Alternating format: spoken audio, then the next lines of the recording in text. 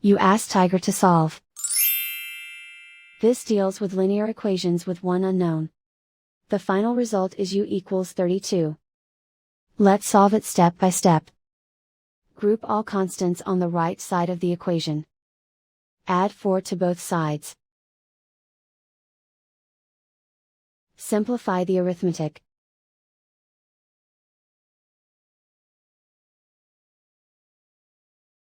Isolate the u. Multiply both sides by 8. Group like terms. Multiply the coefficients. Simplify the fraction. Simplify the arithmetic. And so the final result is u equals 32.